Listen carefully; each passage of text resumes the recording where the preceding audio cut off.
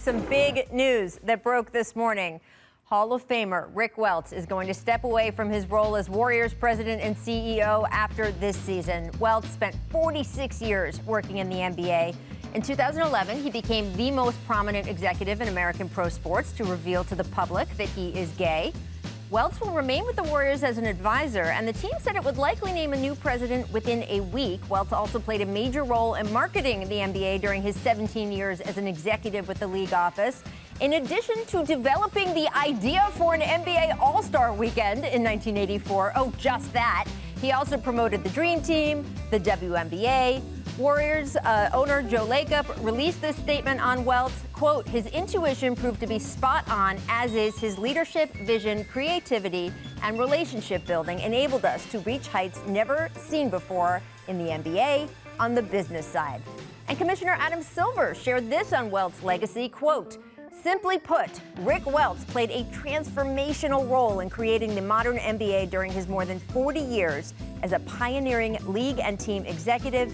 His extraordinary vision, leadership, humanity have defined his Hall of Fame career, which has set the standard of excellence in the sports industry. And now, we are joined by the man of the hour, Rick Welts. Welcome to The Jump. Congratulations on such a remarkable career. When do you know it's time to step away? Rachel, sitting here listening to this, it sounded more like an obituary. Never. Else, and that sounds very frightening. I originally thought about this a year ago, and it would have been a really bad idea because we were a mess a year ago. Our country was a mess. Our sport was a mess. We didn't know the way forward. Today, sitting here with the organization we have in place, with Chase Center ready to rock and roll, today we announced we're going to be welcoming fans back to Warriors games live at Chase Center on April 23rd for the balance of the season. There's the light at the end of the tunnel is a brilliant future, and it just feels like the right time for me. Well, I mentioned some of the aspects of the league that you had a hand in shaping, things that have become tent poles of what we think about when we think about pro basketball, the All-Star Game, the Dream Team, the W. What are you going to look back on and be the most proud of? That's a hard one. I think in terms of its long-lasting effect, I think All-Star, which was born out of a young executive trying to figure out how to keep his job. It worked, Rick. It worked. Well, it worked. So, I think that has to be great. But I think the pride in launching the W, along with Val Ackerman and David Stern and Gary Stevenson, that's the gift that keeps on giving here in the 25th anniversary, and one that I continue to be super bullish on in the future as well. Absolutely, influenced so many. And when you came out in 2011, it was such a big moment for so many around professional sports. It gave so many others the courage, the confidence to make similar declarations in their own workplaces, get to just be who they are. How often does someone talk to you about the impact you had in that area? I didn't quite know what I was signing up for, but it's been so gratifying. There isn't a week that goes by that someone doesn't reach out to me from somewhere in the sports world, teams or leagues or colleges, and just trying to connect with somebody who they feel can understand the situation they're in and can be a sympathetic ear to talk it through with them. And that's a great honor, a great privilege, and really a terrific part of the outcome of that 2011 announcement. Rick, first of all, congrats on a hell of a run. I know how proud you are of your time specific to the Warriors. Out of that run and seeing that team play the way it did, what are you going to remember most about that group? For me, this one's easy. It's Klay Thompson's 37-point quarter against Sacramento. We will never in our lifetime see that again, and I got to witness it live. Very great. Rick, 46 years, Rick, you're not that old. Come on, I got to check that. Number. Well, you got to remember, I started at 16. I remember you proudly... I know. I remember you proudly giving some of us a tour of the Chase Center when it was near completion. And I know you've done a lot of things and been involved in a lot of projects, but you really, short of digging the hole yourself, really got that project together. It's going to be a lasting thing for the city of San Francisco.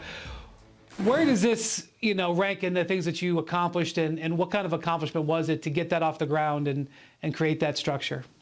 Well, you have to have fearless ownership. So there were a million times along the path, Joe Lacob and Peter Guber said, we're crazy to try to get this done. We got it done 100% privately financed in probably the most difficult political environment in the country, in San Francisco. And so in terms of degree of difficulty, it tops the charts. In terms of pride, it does as well, because you guys know better than anybody, these things are not about places to play basketball games. They're about places that create lifetime memories for people. That's what they have been for me. So it's a great legacy for decades to come in San Francisco. You said my two favorite words, Rick, when it comes to arenas: privately financed, ownership there, the organization taking responsibility itself instead of taking away resources from the public. I'm still impressed with that. I'm going to talk about it every time. Rick, you and Bill Russell also had an incredible friendship over the years. It started when you were both with the Supersonics. Bill would call you, quote, the white boy down the hall, because you sat, well, down the hall from his office. And Rick, Mr. Russell has something to say to you. Oh, no. Congratulations, Rick, on an incredible career in the NBA. I'll never forget our early days in Seattle and the bonds we formed over the years. The white boy down the hall turned out to be one of the greatest executives in the history of professional sports. Thank you for all you've done for the NBA and the WNBA. Welcome to retirement. I'm so proud of you. That's pretty cool, right? Rick, what has your friendship with Bill meant to you over the course of your career? Just what a gift. Like, there was no reason for him to open up to me and invite me in as a friend in my 20s. A friendship that lasts through today. Called to wish him happy birthday on his birthday not so long ago. So that was awesome. Thank you guys for doing that.